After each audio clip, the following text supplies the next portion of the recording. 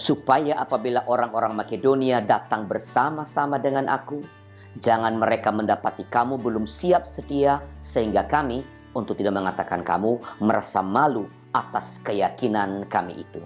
2 Korintus pasal 9 ayat 4. Sahabat kita, kalau kita merenung secara mendalam persoalan atau perselisihan yang terjadi antara kita dengan sesama kita, maka kita akan segera dapat menemukan bahwa persoalan bahkan perselisihan yang terkadang terjadi itu sering disebabkan oleh salah faham. Salah faham sering terjadi karena pihak lain tidak memiliki informasi yang memadai tentang isu atau persoalan yang menjadi sumber dari permasalahan itu. Informasi yang tak memadai ini sering terjadi karena kita memang tidak memberikan penjelasan yang lengkap tentang pokok persoalan. Maka, memberi informasi yang jelas dan lengkap, utamanya menyangkut hal-hal yang mudah disalahpahami, dan ketika situasi sangat sensitif, adalah hal yang sangat penting. Informasi yang lengkap dan jelas ini akan menolong menghindari terjadinya kesalahpahaman, dan karena itu menghindari terjadinya perselisihan atau konflik. Itulah yang dilakukan oleh Rasul Paulus dalam relasinya dengan jemaat di Korintus. Relasi Rasul Paulus dengan jemaat di Korintus memang sedang berada dalam situasi konfliktual. Apapun bisa disalahpahami. Dan kalau salah paham akan terjadi lagi, maka persoalan di antara mereka, antara Paulus dengan jemaat Korintus akan semakin tajam.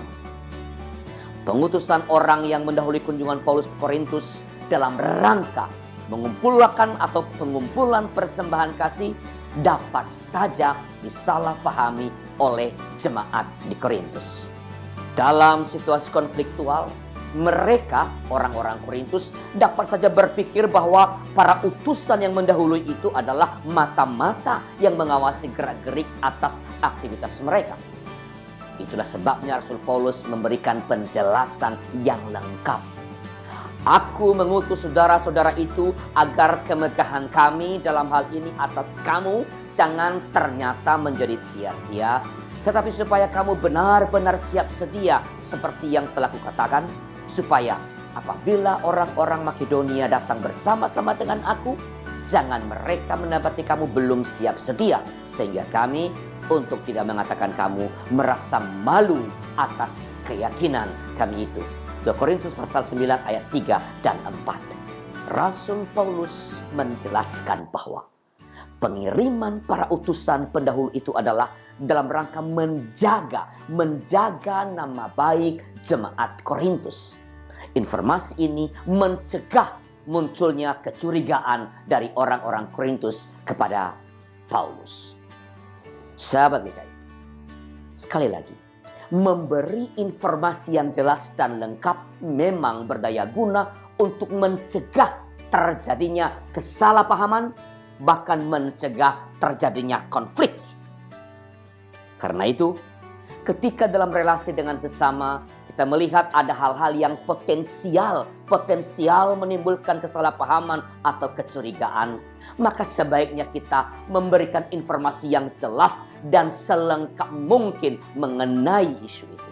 Artinya, informasi yang kita berikan itu tidak juga harus mengorbankan prinsip-prinsip kerahasiaan. Saya ulangi, informasi yang kita berikan itu tidak juga harus mengorbankan prinsip-prinsip kerahasiaan. Hal-hal yang bersifat rahasia harus tetap dapat kita jaga. Terima kasih sudah menyaksikan program ini. Bila program ini memberkati saudara, silakan bagikan kepada rekan-rekan di jejaring sosial yang saudara miliki. Jangan lupa bergabunglah dalam channel Khusus Sinode GKI di YouTube, like fanpage, follow Twitter dan Instagram, serta kunjungi web Sinode GKI. Saya Arlianus Larosa, salam GKI dan tak kasih Indonesia. Tuhan memberkati.